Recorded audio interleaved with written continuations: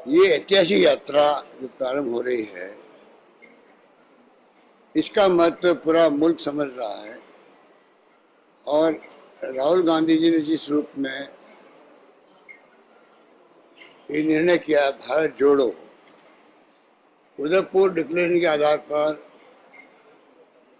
सोनिया जी के सानिध्य में निर्णय हुआ। और आप देख रहे हैं कि भारत जोड़ो, जोड़ो जोड़ो भारत जोड़ो। तो ये क्यों नौबत आई, इसके मर्म को समझना पड़ेगा कि जिस प्रकार का माहौल बना देश के अंदर, ऐसा माहौल आजादी के बाद में पहली बार बना है।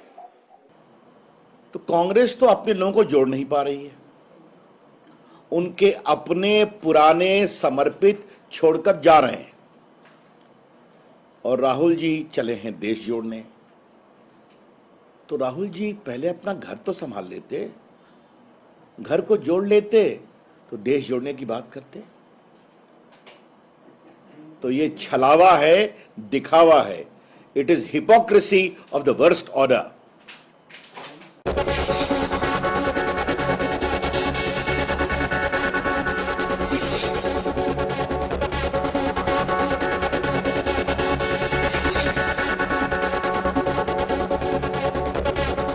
आपका मैं हूं योगेंद्र। आप देख रहे हैं खास खबर, और खास खबर में हम बात करेंगे खास मुद्दे की।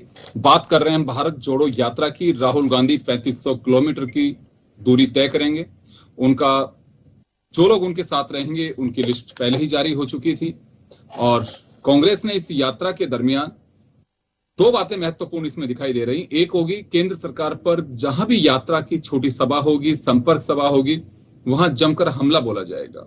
और मजमून भी इसका यही है, खासकर भारत जोड़ो को लेकर के एक सद्भावना की बात कही जाएगी कि सर्वधर्म, धर्म निरपेक्षता, ये तमाम जो चीजें हैं ये भारत की एक कहूं उसका जेवर है, एक उसका हुनर है, उसकी संस्कृति है। ये तमाम जो पार्टी के नेता हैं वो कहेंगे। और जैसे इसके ठीक पहले ब्रीफिंग हुई, मुख्यमंत्री अशोक गहलोत और दिग्विजय सिंह जब बोल रहे थे तब उन्होंने कहा भी कि ईडी, सीबीआई यह देश की सरकार को चला रही है, उसको हथियार के रूप में यूज कर रहे हैं, जो एक इन्वेस्टिगेशन एजेंसी है। तो यानी कि केंद्र पे हमला। और कांग्रेस क्या चाहती है? शशि थरूर ने कहा है कि कांग्रेस में भी जोड़ने का एक अभियान चलेगा। लोग हमारी आइडियोलॉजी से जो लोग जुड़े हैं वो हमारे साथ आएंगे। और ये 3500 किलोमीटर की जो दूरी होगी कन्याकुमारी से कश्मीर तक की, एक ऐतिहासिक यात्रा होगी जिसकी आवश्यकता इस देश में है। तो चलिए हम चर्चा शुरू करेंगे। हमारे साथ वरिष्ठ पत्रकार और समीक्षक महेश शर्मा साहब जुड़े हुए हैं। ज्योति खंडेलवाल जी कांग्रेस से हमारे साथ हैं। मदन राठौड़ साहब हमारे साथ भाजपा से हैं। सभी का स्वागत है। मैं महेश जी आपके पास आना चाहूंगा। कई दिनों से इसकी चर्चाएं सुन रहे हैं। इसकी पृष्ठभूमि तैयार हो चुकी थी जब 13 से 15 मई को कांग्रेस का महासंकल्प शिविर जब हो रहा था उदयपुर में, वहां इसकी पूरी एक पटकथा तैयार हो चुकी थी कि इस तरह से हमारी यात्रा होगी और भारत जोड़ो यात्रा उसका नाम दिया जाएगा। केंद्र जो कुछ कर रहा है वो बड़ा चिंता का विषय है। ये तमाम बातें जोड़ते हुए अगर उसके मजमून की हम बात करें तो नई बात नहीं है, लेकिन बस हम ये जानना चाहेंगे कि वास्तव में जो यात्रा है कांग्रेस के लिए महत्वपूर्ण है, देश के साथ साथ कांग्रेस के लिए भी महत्वपूर्ण है कि कांग्रेस अपने लोगों को कैसे जोड़ पाती है। क्योंकि कांग्रेस पे आरोप ये लग रहे हैं कि कांग्रेस को तो खुद को जोड़ने की आवश्यकता है, लोग छोड़ छोड़ करके जा रहे हैं। जैसे रविशंकर प्रसाद को अभी आपने सुना होगा। तो इस यात्रा के को लेकर हम कह सकते हैं कि कांग्रेस के लिए महत्वपूर्ण, और महत्वपूर्ण के भी मायने क्या हो सकते हैं? देखिए, जो महत्वपूर्ण के मायने इसी बात का है कि जिस तरह से देश भर के अगर देखा जाए तो 2 राज्यों में इसने कांग्रेस की सरकार, किसी समय जो कांग्रेस की जो सरकारें अक्सर कई राज्यों में हुआ करती थी। तो एक तरह से ये देखा जाए तो ये यात्रा का मकसद 2 चीजें, और ये इसके पीछे उद्देश्य मकसद तो सिर्फ यही है कि 5 राज्यों में तो जो अभी तो फिलहाल तो गुजरात और हिमाचल में चुनाव होने वाला, और उसके बाद में जो है आपके 5 राज्यों के फिर चुनाव, और इसके बाद अगले साल, और इसके बाद में फिर लोकसभा चुनाव। और जो 11 भारत चुनाव जोड़ो, होंगे, लोकसभा चुनाव से ठीक पहले 11 राज्यों के विधानसभा चुनाव होंगे। हाँ, तो ये सारी जो चीज मिलाकर के ये देखा जाए तो एक कहीं न कहीं अपने जो कांग्रेस के जनाधार को वापस से खड़ा करने के पीछे इसका एक मकसद है। और साथ साथ ही देश की जो मौजूदा जो परिस्थिति है, महंगाई है, बेरोजगारी है, और इसके अलावा जिस तरह का जो एक अलगाववादी है, वजह जो बातें हो रही है और नफरत का जिसे माहौल बताया जा रहा है, इन सब चीजों को जनता का ध्यान आकर्षित कर और केंद्र सरकार पर ये एक तरह से वार करने की कोशिश की जा रही है, जिसे बोलो चुनावी वार करने की कोशिश की जा रही है। तो ये एक कार्यकर्ताओं को जागरूक करने और उन्हें सक्रिय बनाने के लिए भी ये कोशिश की जा रही है, क्योंकि कांग्रेस को इस समय अपना वर्चस्व बचाने की बहुत जरूरत हो गई। जी, मैं बिल्कुल लौटूंगा आपके पास में। मैं मदन राठौर साहब के पास में जाना चाहूंगा। मदन जी, यात्रा काफी महत्वपूर्ण है और अशोक गहलोत से जब पूछा जा रहा था कि राहुल गांधी के नेतृत्व में सारा कुछ चल रहा है, बीजेपी आरोप लगा रही है कि राहुल गांधी को तो खुद को तैयार होने की आवश्यकता है। कांग्रेस का एक कहना है कि एक नेता ऐसा है जो मोदी जी को सपने में भी दिखाई देता है, वो है राहुल गांधी। और यही बड़ी वजह है कि कोई भी सभा हो, कोई कार्यक्रम हो, विदेश की धरती हो, तो राहुल गांधी को भूलते नहीं है वो। इससे अंदाजा लगा जा सकता है कि राहुल फोबिया कितना मोदी को और बीजेपी को चढ़ा हुआ है।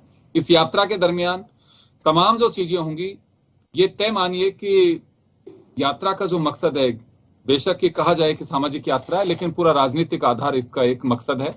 और उसमें आप देख भी रहे होंगे, जब प्रेस ब्रीफिंग से ही पता चल रहा है, तो कांग्रेस के नेता पूरे समय केंद्र को निशाने पे रखेंगे। देखिए, वास्तव में ये ज्योति जी बिफर जाएगी यदि मेरी बात सुनेंगे तो। ये सुनेंगे पूरे ध्यान से। हाँ, ध्यान से सुनेंगे। देखिए, ये फिर जवाब दूंगी तब आप भी सुनिएगा। जवाहरलाल नेहरू जी ने जो भारत को तोड़ा था, पाकिस्तान और बांग्लादेश बनाया था, और ये पश्चाताप यात्रा कह सकते हैं एक प्रकार से। और जो व्यक्ति अभी मतलब देखिए कि कांग्रेस के अंदर जितना बिखराव है, मैं आपको कई नेताओं के नाम गिनाऊंगा, ज्योतिरादित्य सिंधिया, जयवीर शेरगिल, कुलदीप बिश्नोई, हार्दिक पटेल, अश्विनी कुमार, आरपीएन सिंह, कैप्टन अमरिंदर सिंह, किशोर उपाध्याय, शत्रुघ्न सिन्हा, विपुल बोहरा, सुनील जाखड़ जो पंजाब के अध्यक्ष थे, के राजगोपाल रेड्डी, जितिन प्रसाद, कितने लोग कांग्रेस छोड़ करके चले गए। और अभी देखिए आनंद शर्मा, उनसे पूछ रहे हैं अभी मतलब कई और लोग इस डूबती नैया से बच करके निकलना चाहते हैं। इतने नेता पार्टी छोड़ चुके, तो इनको कांग्रेस जोड़ो का प्रयास करना चाहिए। अभी कांग्रेस तोड़ो यात्रा चल रही है, कांग्रेस तोड़ो काम चल रहा है, उसमें इनको कांग्रेस जोड़ो का काम करना चाहिए। मैं सोचता हूं कि ये केवल अभी चल रहा है कि कांग्रेस का अध्यक्ष कौन बने, जिसको नाम दे रहे वो मना कर रहा है। यानी इसका सिरमौर सम्राट मतलब सेनापति बनने के लिए कोई तैयार नहीं है। अशोक जी गहलोत साहब को कह रहे हैं वो मैं तैयार नहीं हूं, और जिसको कह रहे हैं शशि थरूर कह रहा है मैं विचार करूंगा। ऐसे ही आनंद शर्मा के बारे में सोच रहे हैं, वो भी कह रहा है कि नहीं नहीं अभी अभी अभी ये समय नहीं है, अभी तो चलाने दो, जो चला रहा है वही। अब और राहुल गांधी जी सिंपैथी गेन करने के लिए यात्रा कर रहे हैं कि भाई कोई नहीं है, मैं हूं, कुछ कोशिश कर लेता हूं। अब जहां तक राहुल गांधी जी की बात है, अब आपने ज्योति जी ने सुना होगा कि वो आटा को भी और कैसे तोल रहे थे, यानी मतलब सिर्फ अब टंग नहीं, एक बात आप सुनिए, मतलब ये मैं तो इसको कहूंगा कि ये शुरू होने वाली थी 2 अक्टूबर गांधी जयंती से ये शुरू करने वाले थे। पहले इनकी तारीख ये तय हुई थी और गांधी मंडपम से शुरू करने का इनका तय है, लेकिन इन्होंने जल्दबाजी 7 और ये सितंबर क्यों कर दिया ये समझ में नहीं आया। ये देखिए ज्योति जी समझाएंगे भी आपको। हाँ, ज्योति जी समझा देंगे। और आप मैं बताऊं कि सोनिया जी इसमें रहेंगे नहीं। सोनिया जी ने कहा है मैं मन वचन से रहूंगी, सशरीर वहां उपलब्ध नहीं रहूंगी, कहीं भी मिलने वाली नहीं हूं। ये यानी कंटेनर लिया इन्होंने, और इस प्रकार की स्थिति साथ में रहेगी इनकी। तो कितने मुख्यमंत्री आने वाले हैं ये देखिए। अभी भूपेश बघेल को बुलाया, अशोक गहलोत जी को लिया और वहां से ये कि मुख्यमंत्री दो ही हैं तो दो ही आएंगे। हाँ, दो हैं, लेकिन बाकी जगह जहां गठजोड़ है इनका, वहां के भी तो आने चाहिए थे ना, वो भी साथ में नहीं है और वो भी छिपले खा रहे हैं कि कैसे करके अपने आप को इससे बचा करके रखें। मैं सोचता हूं कि ये केवल इसको पश्चाताप यात्रा को, क्योंकि नेहरू जी ने इनके, मैं परनाना भी नहीं कह सकता, पता नहीं क्या रिश्ता है ये जोड़ेंगे, क्यों गांधी नाम तो लेकर के चल रहे हैं ये फिरोज खान जी के कारण से, लेकिन उन्होंने जो भारत तोड़ा था, अभी देखिए कश्मीर की क्या स्थिति इन्होंने बना दी। वो अभी भारत तो एकजुट है, भारत जुड़ा हुआ है, हमने कश्मीर में भी 370 356 हटा दिया और वहां भी और अलग। चलिए मैं आ रहा हूं मदन जी, मैं एक बार आपके सवाल का जवाब मैं दिलवाना चाहूंगा ज्योति जी से, और उसके बाद में मैं राहुल गांधी के पास में जाना चाहूंगा वापस, वो बोल रहे हैं। मैं ज्योति जी आपसे जानना चाहूंगा, अभी मदन जी ने जो आरोप लगाए उनका जवाब लूंगा एक बार आपसे। मदन जी के तो आरोप ऐसे बेबुनियाद और हास्यास्पद से आरोप थे, वो पंडित जवाहरलाल नेहरू पर क्वेश्चन मार्क खड़ा कर रहे हैं। अरे आपके कोई नेता का नाम बताइए जिन्होंने आजादी में अपनी भूमिका निभाई हो, आजादी के लिए जेल गए हो, अंग्रेजों से लड़ाई लड़ी हो, अंग्रेजों के खिलाफ संघर्ष किया हो, कहीं अपनी शहादत दी हो, उंगली तक कटवाई हो। आप ऐसा तो कुछ कर नहीं पाए हैं, ऐसा कुछ कभी आपकी पार्टी में किसी नेता को कोई कॉन्ट्रीब्यूशन नहीं रहा है। लेकिन जो लोग जो आजादी की लड़ाई लड़ी, शहादत दी, बरसों बरस जिन्होंने जेल में गुजारे, उन पर आज आप आरोप लगाते हो, तो मुझे तो इससे ज्यादा आप लोगों की सोच पर शर्म आती है, क्योंकि आप उन लोगों पर, उन नेताओं पर जिन्होंने 14-14 वर्ष जेल में गुजार दिए। फिर दूसरी बात आती है कि अगर विभाजन से उस समय इतनी तकलीफ थी, कहाँ थे आपके लोग, क्यों नहीं विरोध किया? देखिए परिस्थितियां उस समय क्या थी, उसको लेकर के अगर आप आज भी डिस्कशन करेंगे तो आज की परिस्थिति पे बात करनी चाहिए। और आज की परिस्थितियां ये है कि पूरे देश पे एक द्वेष का वातावरण है, जो सौहार्द भाईचारा था उसको खत्म करने का काम किया जा रहा है। लगातार महंगाई बढ़ रही है, बेरोजगारी बढ़ रही है, और उससे ध्यान हटाने के लिए नित नए शगुफे छोड़े जाते हैं, केवल कि जनता का ध्यान उससे भटक जाए, इन मुद्दों पर बातचीत न करनी पड़े। और इसी सब बातों को लेकर अगर कांग्रेस पार्टी यात्रा कर रही है, लोगों के साथ जुड़ा कर, मैं महेश जी की बात से सहमत हूँ, ये कांग्रेस की लोगों के साथ जुड़ने की यात्रा है, कार्यकर्ताओं को जोड़ने की यात्रा है। हाँ बिल्कुल, हम राजनीतिक पार्टी है, समाज के साथ जुड़ के समाज के मुद्दे उठा करके राजनीतिक पार्टी के रूप में हम अपनी जमीन को और ज्यादा मजबूत करना चाहते हैं। डेमोक्रेसी है, लोकतंत्र, जिसकी वजह से आज अगर आप जीते हैं तो हम हारे हैं, कल आप हारे नहीं थे, आपकी लोकसभा में 2 सीटें थी,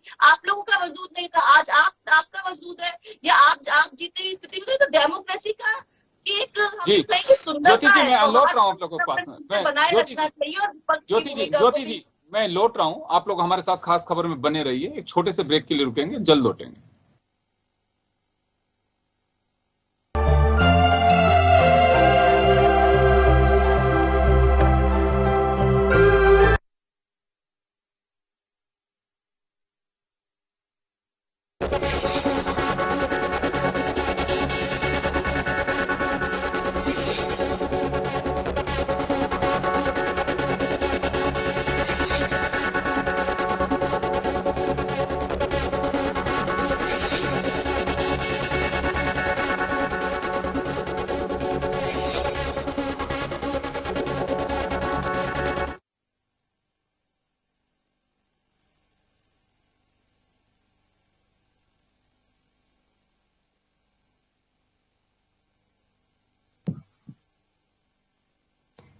यात्रा को लेकर के राहुल गांधी अपने संबोधन में उन्होंने साफ कहा है कि जिस फ्लैग को लेकर के मैं भारत जोड़ो यात्रा पे निकल रहा हूं, उसका साफ मकसद है कि जनता भय मुक्त और अपनी अभिव्यक्ति की आजादी जो उसे संविधान ने दी है उसे फॉलो करे।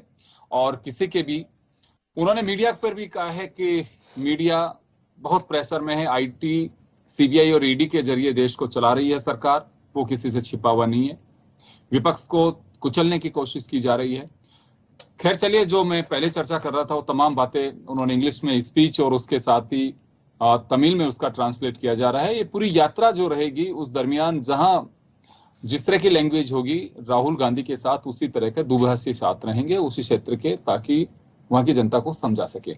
चलिए मैं मदन राठौड़ साहब के पास में जाना चाहूंगा। राठौड़ साहब, वही जो हम जिस पे चर्चा कर रहे थे वो सीधा हमला है राहुल गांधी का कि देश में जिस तरह का वातावरण है, देश की जनता को समझना होगा, महंगाई पे कोई बोलना नहीं चाहता, बेरोजगारी पे बोलना नहीं चाहती सरकार, और ITED जो उनके खिलाफ आवाज बुलंद करते हैं, उन्हीं पर इस तरह की प्रेशर डालने की कोशिश करती है। खुद का भी जिक्र किया कि मुझसे लंबे समय तक पूछताछ हुई है, और भी होगी तो मुझे कोई परवाह नहीं है, मैं सच से पीछे नहीं हटूंगा।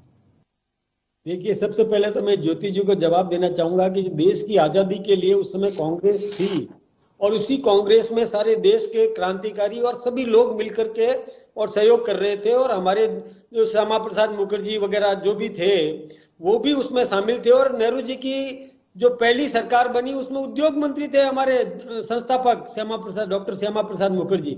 आप शायद भूल रही हैं, आपको ये पुरानी इतिहास की बातें भी पढ़ लेना चाहिए था, क्योंकि उस समय आंदोलन कांग्रेस एक आंदोलन था।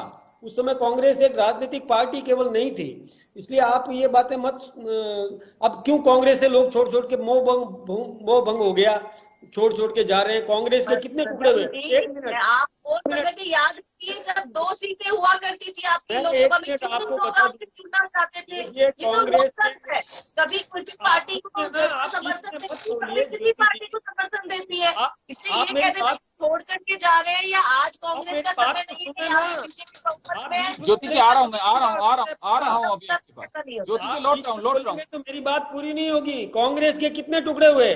पहले बैलों की जोड़ी थी, फिर मतलब वो गाय बछड़ा आया, उसके बाद में हाथ आया। कांग्रेस भी कई बार टूटी है, आप इस बात को भूलिए मत। कांग्रेस के कितने टुकड़े होकर के नेता अलग अलग निकल गए। शरद पवार कांग्रेस छोड़ करके चला गया, वो भी क्यों गया आपको मालूम है? कितने लोग कांग्रेस से निकल गए। इसलिए आप कांग्रेस जोड़ो की बात करो, भारत जोड़ो की बात मत करिए।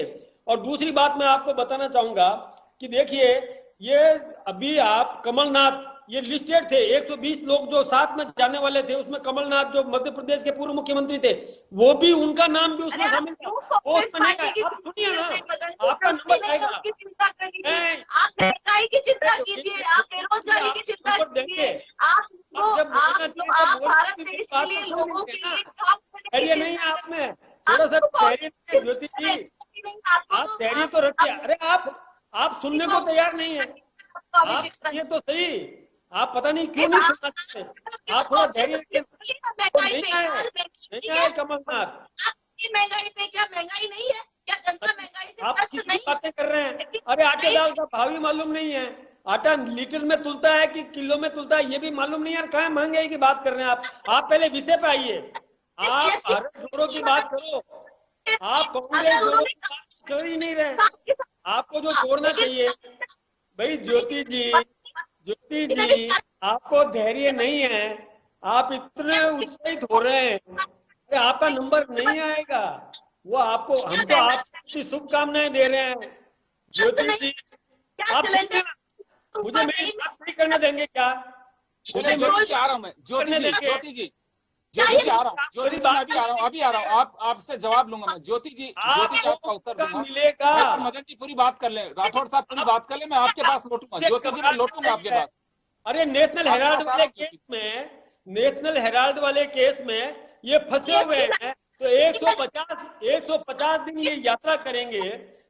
150 दिन तो ईडी बुला के पूछ नहीं सकती इनसे, इसलिए अपना बचाव कर रहे हैं। ये सुरक्षा भयग्रस्त हैं कांग्रेस के नेता लोग। ये पता नहीं क्या हो गया उनको। आप पता भाई जी, ये तो राठौड़ साहब यात्रा तभी निकाली जाती है जब कोई भय में हो, या केवल कांग्रेस के नेता निकालते हैं वही भय भी? मैं ये बात नहीं, ये ज्योति जी का जो अति उत्साह और अधैर्यशील, मतलब धैर्य है ही नहीं, वो सुनना नहीं चाहते। मैं जो बात कहना चाहता हूँ वो सुन तो लीजिए ना। आप नंबर आएगा ना आपका। ज्योति जी मैं लौटूंगा आपके पास में। ज्योति जी मैं लौट रहा हूँ। राठौड़ साहब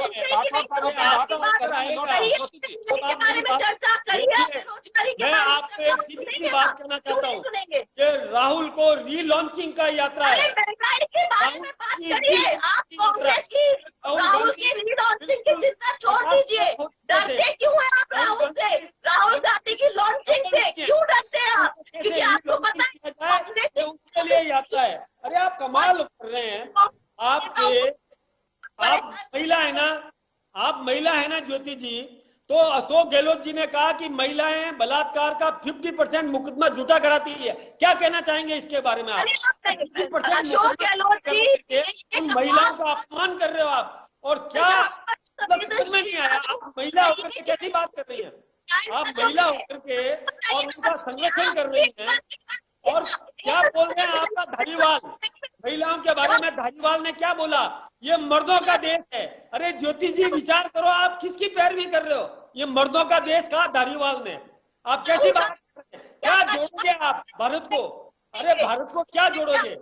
बलात्कार में आ रहा हूँ राठौर साहब, को मर्द बता राठौर साहब ने ज्योति जी, राठौर साहब आ रहा हूँ, राठौर साहब आ रहा हूँ, राठौर साहब आ रहा हूँ, राठौर साहब बता दिया। आप किसकी आ रहा हूँ आपके पास में, आपके पास आ रहा हूँ, लौट रहा हूँ, राठौर साहब मैं लौट रहा हूँ, मैं महेश जी के पास जाना चाहूंगा एक बार,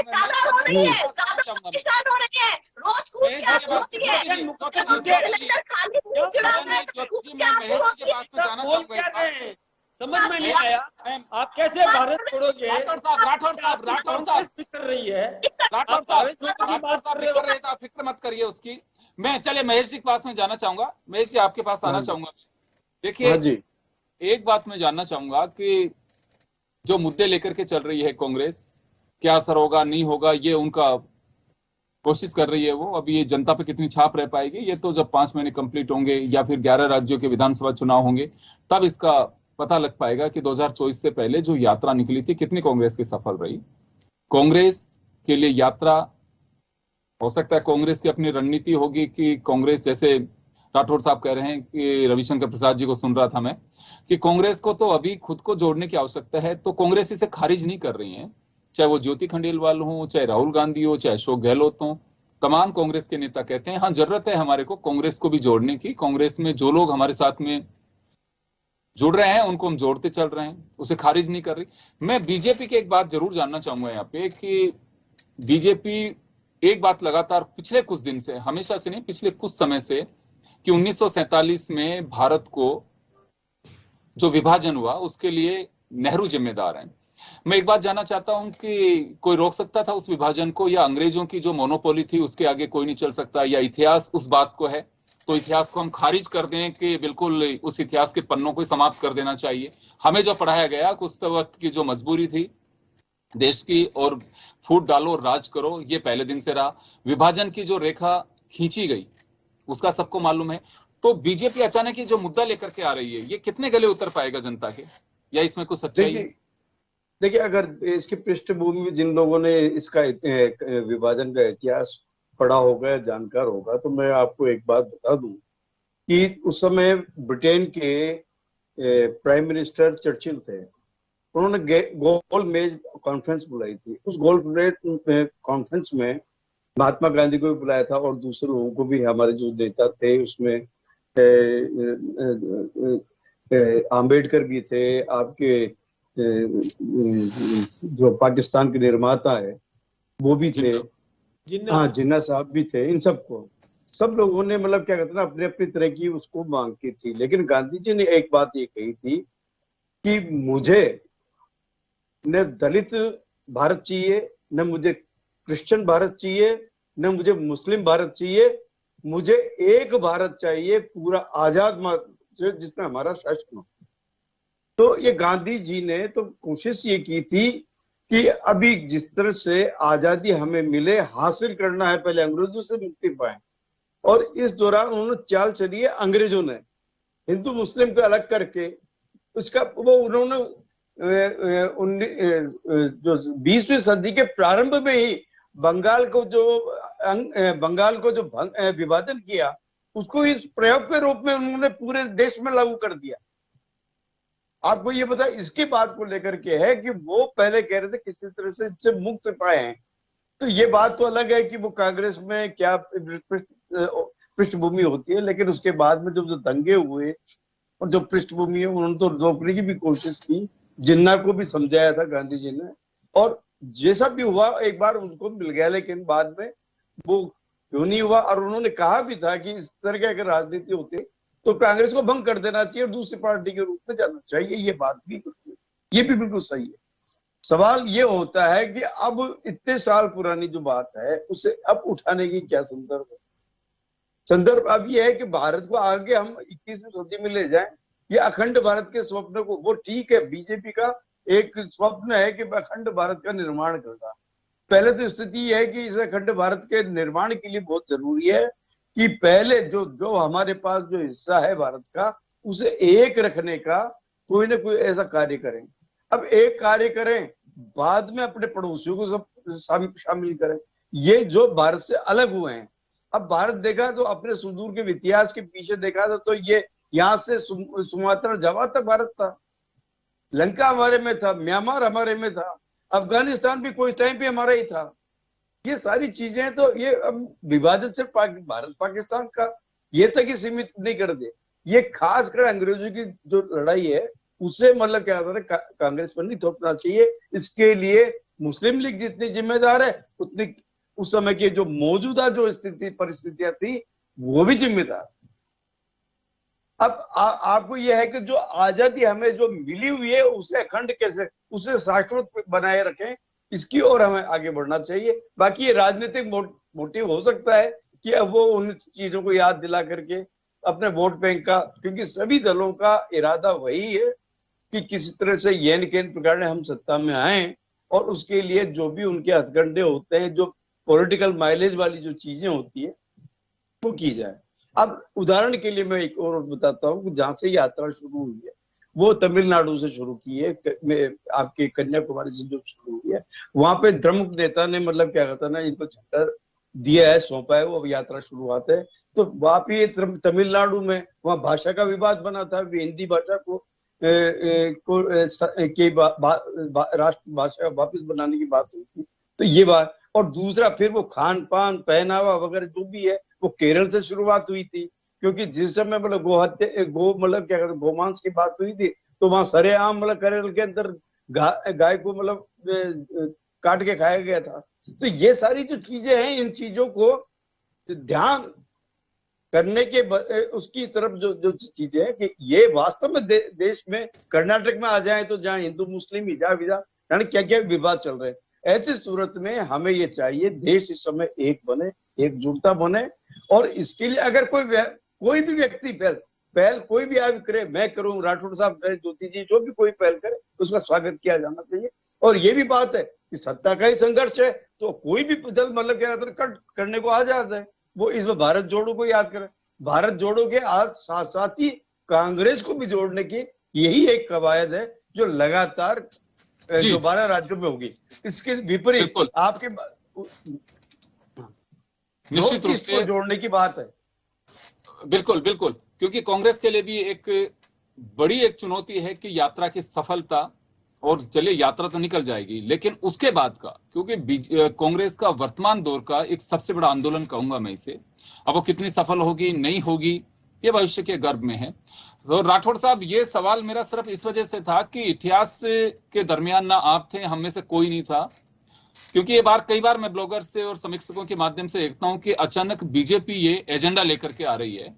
इसका जो अभी जैसे महेश जी ने कहा कि कोई आधार नहीं है अब इसका, उस वक्त की परिस्थितियां क्या रही, बहुत सारे ऐसे घटनाक्रम होते हैं कि सरकारें अपनी मजबूरी जाहिर कर देती हैं, पार्टियां कर देती हैं कि इससे बेहतर हो ही नहीं सकता था। उस वक्त के जो रणनीतिकार हैं उनको लगता होगा कि इससे बेहतर नहीं हो सकता। ये भारत में चाह करके भी कौन चाह रहा था कि देश का टुकड़े हो, ये तो अंग्रेजों की अपनी एक साजिश थी जिसे कोई खारिज नहीं कर सकते। खैर, पॉलिटिकल एजेंडा हो सकता है कि आप स्वतंत्र हैं, इसमें कहीं कोई बात नहीं, जवाब कांग्रेस को देना है, जो मुझे लगता है कि वो जवाब नहीं दे सकते, आपके सवाल हमेशा खड़े रहेंगे। ये वो है, क्यों जवाब अगर कांग्रेस देगी तो आप संतुष्ट नहीं हो सकते। अगर माफी भी मांगे नहीं, अगर आप लोग कहेंगे कि उस दौर के कोई आत्मा ऐसी हो जो नेहरू जी की आकर के और माफी मांगे तो शायद बीजेपी उससे भी संतुष्ट नहीं हो सकती। नहीं, बात ये है, इतिहास का अध्ययन करना जरूरी है, इतिहास पढ़ना जरूरी है कि क्या परिस्थितियां बनी। ये गांधी जी जिनको हमने आज मतलब हमारे राष्ट्रपिता माना है, मैं एक बात बताऊं, उन्होंने खुद ने कहा था कि यदि भारत के टुकड़े हुए तो मेरी लाश पर होंगे। तो विद्वान पंडित ने बात कही थी, महापुरुष ने ये बात कही थी, तो फिर भारत के टुकड़े क्यों हुए? क्योंकि प्रधानमंत्री पद पर नेहरू जी की नजर थी। अब आप ज्योति जी मेरी बात प्लीज। ज्योति जी आ रहा हूँ, ज्योति जी मैं आ रहा हूँ, ज्योति जी आ रहा हूँ, क्योंकि समय कम है, समय कम है, ज्योति जी मैं आ रहा हूँ, समय कम है, समय कम है। आएगा, थोड़ा धैर्य रखो। ज्योति जी, आप ज्योति धैर्य जी नहीं समय रख कम है, मैं लौट रहा हूँ। ज्योति जी समय कम है, समय कम है, मैं लौट रहा हूँ, अभी लौट रहा हूँ, समय कम है। राठौर साहब अपनी बात पूरी कर लें एक बार, राठौर साहब इस विषय को लेकर के और ये बात हुई। मैं तो एक बात कहना चाहूंगा कि जैसे आज हम अखंड भारत पर विश्वास करते हैं, हम चाहते हैं कि अखंड भारत बनाया जाना चाहिए। हम तो बचा नहीं पा रहे हो, वो तो जमीन देता जा रहा है अखंड भारत में। आज बांग्लादेश की हसीना, शेख हसीना आई थी हिंदुस्तान, और उसने किस प्रकार से मोदी जी की और तारीख में और पुलिंदे करते भारत के प्रधानमंत्री की तारीफ की जाती है, मोदी जी की तारीफ की जाती है। कमाल हो गया। क्यों सुनेगा आपकी योग्यता जी? अगर मुझे केवल सुनने के लिए बिठा रहा है तो मैं क्यों सुनूंगी? मैं नहीं राठौर साहब, राठौर साहब, पूरी बातें गलत, हमारे नेताओं के लिए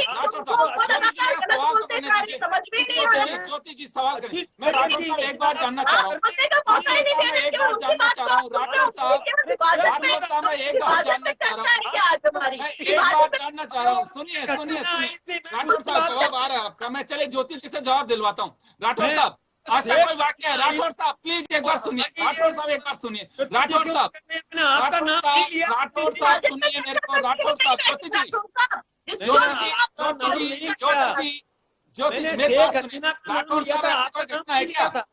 राठौर साहब, मदन राठौर साहब, मुझे ऐसा कोई उदाहरण बता सकते हैं कि किसी दूसरे देश का कोई भी प्रधानमंत्री अगर भारत में आया हो या राष्ट्रपति आया हो, उस देश के प्रधानमंत्री के ये लिए कह के गया कि योग्य आदमी नहीं, इसको कहां बैठा रखा है? उदाहरण है कैसे कोई ध्यान आपके? वो तो एक कट से मोदी जी जब जाते हैं छोटे से देश में जाते हैं तो वहां के शासनाध्यक्ष की तारीफ करेंगे ही करेंगे। एक बात सुनिए राठौर साहब, ट्रंप को गले लगाते थे, आज बाइडेन के धक्के मार सकते हैं क्या मोदी जी?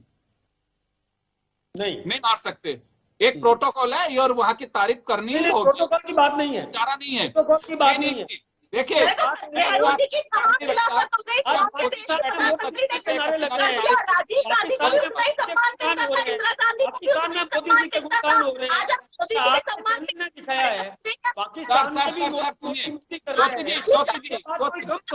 साहब मेरा सिर्फ इतना कहना है कि इस बात को अगर मुद्दा बनाया जाए, सुनिए, इस बात को अगर मुद्दा बनाया जाए कि शेख हसीना ने भारत में आके मोदी जी की तारीफ कर दी, मेरे ख्याल में कभी कोई अवसर नहीं हुआ कि किसी प्रधानमंत्री को तारीफ नहीं करेगा। पाकिस्तान का नागरिक मोदी जी के गुणगान कर रहा है, पाकिस्तान का नागरिक बोल रहा है कि भारत का प्रधानमंत्री इतना बढ़िया है कि भारत की उसने स्थिति सुधार दी। तो इमरान खान ने भी कहा है, इमरान खान ने भी कहा है वो तो पिछले दिनों में। आपको तो स्वीकार करना पड़ेगा ना, पाकिस्तान का नागरिक बोले तो मानना पड़ेगा ना। पर ये कौन कह रहा है कि कमजोर प्रधानमंत्री? आप लोग बार बार क्यों कहते हैं ये बात? मैं एक बात जानना चाहता हूँ, सुनिए राठौर साहब, बीजेपी को ये क्यों कहना पड़ता है बार बार कि एक मजबूत नेतृत्व है? ये तो सबको मालूम है कि मजबूत प्रधानमंत्री देश में, आप लोग बार बार क्यों कहना चाहते हैं? क्यों कहना चाहते हैं ये बात? नहीं, इसलिए कि ये कांग्रेस है, भूल ना जाए, क्यों ऐसा करना चाहते हैं आप लोग? मजबूत देश का मजबूत प्रधानमंत्री, इसमें कोई डाउट ही नहीं है। लेकिन आपकी तरह अपने मुंह मियां मिट्टू बनने की आदत नहीं थी उनकी, वो भी उतने देश के मजबूत प्रधानमंत्री से कौन खारिज करेगा? बोलने दो राठौर साहब, एक मजबूत देश के मजबूत प्रधानमंत्री नरेंद्र मोदी से कौन खारिज कर सकता है? तो बार बार बीजेपी को क्यों कहना पड़ता है ये? सर ऐसा करिए, कांग्रेस ने सवाल पूछा सेना से। मेरी बात सुनिए राठौर साहब, या तो अपने नेता और देश के प्रधानमंत्री के इतना भरोसा रख लिया आप लोग, आपको कहने की आवश्यकता नहीं है। सूरज कभी नहीं कहता है कि मैं निकल आया, लोग कहते हैं कि सूरज निकल आया। आप लोग क्यों बार बार ऐसे कसीदे पढ़ते हैं? लोगों को कहने दीजिए, मजबूत देश के मजबूत प्रधानमंत्री, आप भरोसा रखिए। तो आप मत कहिए कि शेख हसीना जी आज तारीफ करके चली गई, आप तो भरोसा रखिए कि मजबूत नेता है हमारे।